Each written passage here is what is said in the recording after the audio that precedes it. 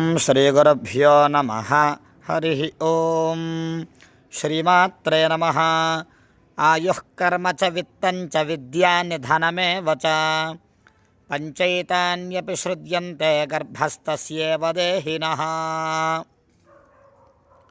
ఈ జగత్తులో భగవానుడి మాయ ఏ విధంగా ఉంటుందంటే, ఆయుహు గర్భస్థంలో ఉండగా శిశువుకి బ్రహ్మదేవుడు ఆయువు అంటే ఈ భూమండలం మీదకి వచ్చాక ఎంత గాలిని పీల్చుకొని గాలిని వదలాలి అంటే భగవానుడి యొక్క లెక్క ఉచ్ఛ్వాస నిశ్వాసలని లెక్కించి ఆయుర్దాయాన్ని కట్టి ముందుగా నిర్ణయిస్తాడు. కర్మ ఏ పనులని ఆచరించాలి, విత్తము ఎంత ధనాన్ని సముపార్జన చెయ్యాలి, నిధనము అంటే ఎప్పుడు మరణించాలి అనేటువంటి 5 విషయాల్ని గర్భస్థస్యేవ దేహినః గర్భంలో ఉండగానే నిర్ణయం చేస్తాడట. పుస్తకం వనితా విత్తం పరహస్తం గతం గతః అథవా పునరాగచ్చేత్ జీర్ణం భ్రష్టం చ ఖండశః. పుస్తకము వనిత అనగా స్త్రీ, విత్తమనగా ధనము, పరహస్తం గతం గతః పరుల చేతికి ఇచ్చినట్లయితే, బాధ్యత లేని వారికి ఇచ్చినట్లయితే అది చివరికి దాని పరిస్థితి ఏమవుతుందంటే జీర్ణం, పుస్తకం అయితే చిరిగిపోయి రావడం కానీ అపరిశుభ్రంగా రావడం కానీ జరుగును. వనిత స్త్రీ అయితే భ్రష్టంచ తన యొక్క వ్యక్తిత్వాన్ని కోల్పోయి రావచ్చు. ఖండశః ధనం అయితే ఇచ్చినటువంటి అప్పుకి అసలు రావడమే ప్రస్తుత రోజుల్లో కష్టంగా ఉన్న విషయం అందరికీ తెలుసు. అందుకని ఈ 3 విషయాల్లో యోగ్యత కలిగిన వారికే ఇవ్వవలను అని చెప్పేసి శాస్త్రం చెబుతున్నటువంటి విషయము. శ్రీమాత్రే నమః. ఓం శ్రీమాత్రే నమః. మన సనాతన ధర్మము చాలా గొప్పది. అందరికీ కూడా అతి సులభంగా అర్థమవ్వాలని వ్యాసుల వారు ఎంతో కారుణ్యంతో 18 మహాపురాణాలని మనకు అందించారు. అందున మార్కండేయ పురాణమునందు ఆశ్వీజ మాసంలో అమ్మవారి యొక్క విస్తృతమైనటువంటి ఆరాధనలవి కూడా ఆచరిస్తూ ఉంటాము. దానికి కారణమేమనగా అమ్మవారు అలనాడు దేవతాయుగమున దేవీ మాహాత్మ్యంలో చెప్పిన విధముగా ఈ భూమండలాన్ని జగత్తుని సృష్టిని రక్షించుటకై అవతారమును పొంది మహిషాసురుడు, రక్తబీజుడు, శుంభుడు, నిశుంభుడు ఇత్యాది రాక్షస సంహారం చేసి మానవుల్ని దేవతల్ని రక్షించి సృష్టికి శ్రేయస్సు కలిగించి సమతుల్యతను ఏర్పాటు చేసింది. అందుకని ఈ ఆశ్వీజంలో వచ్చు పాడ్యమి నుంచి దశమి వరకు కూడా విశేష అలంకారములతో అమ్మవారికి విశేషమైనటువంటి పూజలతో మనమందరం కూడా అర్చిస్తూ ఉండుటకు కారణమదే. ఈ మహిషాసురుడితో యుద్ధము, వారి సేనతో 9 రాత్రులు చేసింది అమ్మవారు. అటువంటి వృత్తాంతము నేడు చెప్పుకొనుచున్నాము. మన అందరి మీద కూడా ఆ అమ్మవారి యొక్క దయ కలిగి చీకటి నుంచి, అజ్ఞానం అనేటువంటి చీకటి నుంచి వెలుతురు పడితే ఏ విధంగా చీకటి నశిస్తుందో జ్ఞానజ్యోతి మనలో వెలగాలని చెప్పి కోరుకుంటూ అమ్మవారి ఆశీస్సులు పొందాలని, ఈ కథలు వింటే చాలు మన యొక్క పాపమంతా కూడా నశిస్తూ. ఎందుకు పాపం నశించాలి అంటే దుఃఖముకి కారణము మూలము పాపము. అందుకని ఏదైతే మూలముందో ఆ మూలానికి మందు వేస్తే వ్యాధి నశిస్తుంది. దుఃఖము నశించాలంటే పాపం పోవాలి. పాపం పోవుట కొరకై దేవి మహిమలు విన్నంత మాత్రం చేతనే అజ్ఞానమూతులకి జ్ఞానజ్యోతి మనలో వెలిగి అమ్మవారి అనుగ్రహం పరిపూర్ణతగా మనకి అందుతుంది. దేవాసురమభోద్యుద్ధం పూర్ణమబ్దశతం పురా. అలనాడు దేవతాయుగమున మహిషాసురుడు అనేటువంటి రాక్షసుడు ఉండేవాడు. 100 దివ్య సంవత్సరాలు బ్రహ్మకి తపస్సు ఆచరించి ఆయన్ని ప్రత్యక్షంగా వించుకొని వరం పొందాడు. దేవతలందరినీ కూడా పరాజితులను చెయ్యుట కొరకై తన సేనతో పాటు దేవలోకాలకి చేరి వారందరితో కూడా ఘోరమైనటువంటి యుద్ధం చేశాడు. సుమారుగా మన సృష్టి కాలమానం ప్రకారం 100 సంవత్సరాలు, శతం పురా 100 సంవత్సరాల యుద్ధములో ఇంద్ర పదవిని అధిరోహించినటువంటి పురంధరుడు దేవతలందరికీ కూడా రాజు.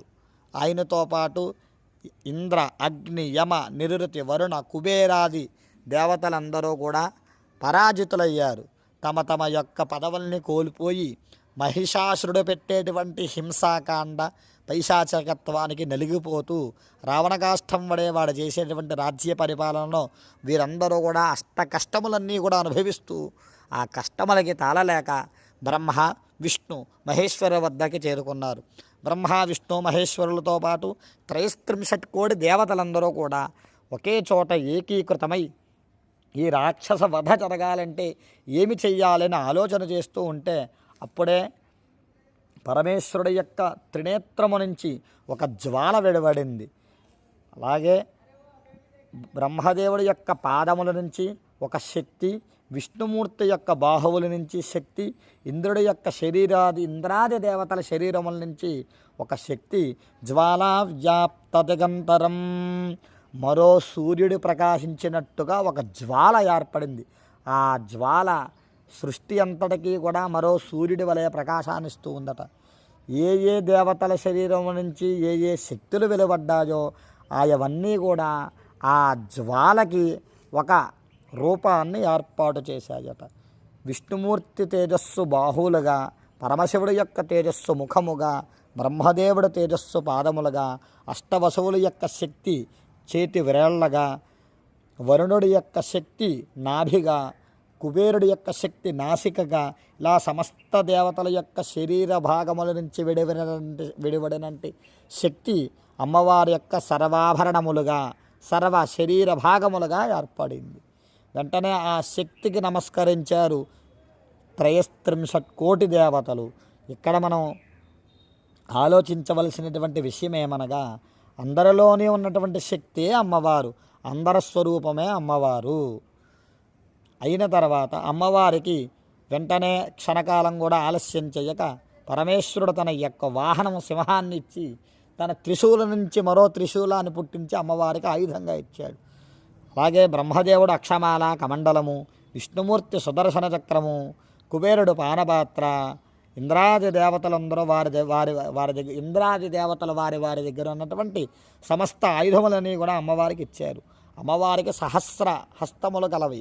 సహస్రము అంటే 1000 కాదండి, అనేకమైనటువంటి హస్తములు కలగవి, అనేక ముఖములు కలవి. సింహవాహన రూఢమైనటువంటి అమ్మవారు గర్జ వెంటనే గర్జించి అట్టాట్టహాసమ శివం అట్టహాసం చేసింది. ఆ అట్టహాసమునకి సముద్రాశ్చకంపిరే చుక్షుభస్సకలాలోకా, మొత్తము లోకములన్నీ కూడా కంపించాయట. సముద్రాలు, పారే నదులన్నీ కూడా కంపించాయంట.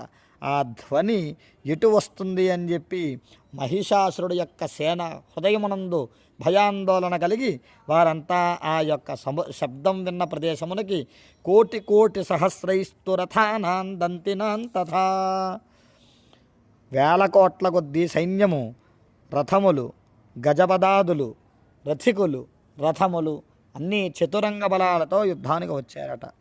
అమ్మవారు దేవీ ఖడ్గప్రహారైస్తుతేతాం హంతం ప్రతిక్రము శస్త్రాస్త్రాని చండికా, అమ్మవారి చేతిలో ఉన్నటువంటి అనేక హస్తముల్లో ఉన్నటువంటి అనేక ఆయుధాలతో అమ్మవారిని మీద ఆయుధ ప్రయోగం చేసేటువంటి రాక్షసుల్ని సంహరిస్తూ ఒక్కొక్కరి రాక్షసులకు మధ్యలో వెళ్ళి నక్షత్రాల మధ్యలో చంద్రుడి వలె అలవోకగా ఆ రాక్షసుల సంహారం చేయుచూ ఉన్నదట. ఎవరు ఒక్కొక్కరికి ఏకం జగ్రాహ కేశేషగ్రీవాజా మధజాపరే, ఒక్కొక్కరికి ఒక్కొక్క విధంగా చేతులు కొంతమందికి తెగిపోతున్నాయట, మరికొంతమందికి కాళ్ళు లేకుండా పోతున్నాయి, మరికొంతమందికి శిరస్సులు ఖండింపబడుతున్నాయి. కాళ్ళు, చేతులు, శిరస్సు లేని వారిని కబంధులు అంటారు. కొంతమంది కబంధులుగా మారి అమ్మవారి చేతిలో తీవ్రమైనటువంటి బాధకు లోనవుతూ ఉన్నారట. చిన్నేపి చాన్యేశరసి పతితా పునరుత్థితా, చేతులు లేనిటువంటి రాక్షసులు ఎంత ఘోరమో చూడండి, ఎంత ఘోరమైన యుద్ధమో చూడండి. చేతులు లేనివారు కాళ్ళతో యుద్ధం చేస్తున్నారట, కాళ్ళు లేనివారు చేతులతో యుద్ధం చేస్తున్నారట, శిరస్సు లేనివారు కాళ్ళు చేతులతో యుద్ధం చేస్తూ ఇలా అమ్మవారి మీదకి వస్తున్నారట. ఇటువంటి ఘోరమైన యుద్ధం మనం ఎప్పుడైనా చూసామా? పాచతైరథనాగా స్వైరసరైశ్చ వసుంధరా, అమ్మవారు నాగాశ్వాన్ని ఉపయోగిస్తూ రాక్షసులందరినీ చితాభస్మం చేసింది. అక్కడతో మహిషాసురుడు యొక్క వరబలము చేత, గర్వము చేత, అహంకారము చేత, కామక్రోధముల చేత జనించినటువంటి రాక్షసులందరూ కూడా అమ్మవారి చేతిలో సంహరింపబడ్డారన్నమాట. దేవ్యా గణైశ్చతైస్తత్ర కృతం యుద్ధం మహాసురై. ఇటువంటి ఘోరమైనటువంటి యుద్ధము అలనాడు ఎప్పుడూ పూర్వము జరిగి ఉండలేదు, జరగబోదు. అటువంటి ఘోరమైనటువంటి యుద్ధాన్ని దేవతలంతా చూసి మహిషాసురుల సేన ఎప్పుడైతే నశించిందో ఈ బాధలు పడ్డ దేవతలందరూ కూడా పుష్పవృష్టిముచో దివి, ఆకాశ మార్గము ద్వారా దుందుబులు మ్రోగిస్తూ పుష్పవర్షాన్ని కురిపించారు. దేవ్యార్పణమస్తు. ఈ కథ మనము విన్న అందరూ కూడా ఆ అమ్మవారి అనుగ్రహము చేత జ్ఞానమును పొందదుముగాక. నమో దేవ్యై మహాదేవ్యై శివాజై సతతం నమః. నమః ప్రకృత్యై భద్రాజై నియతాః ప్రణతాస్మతాం.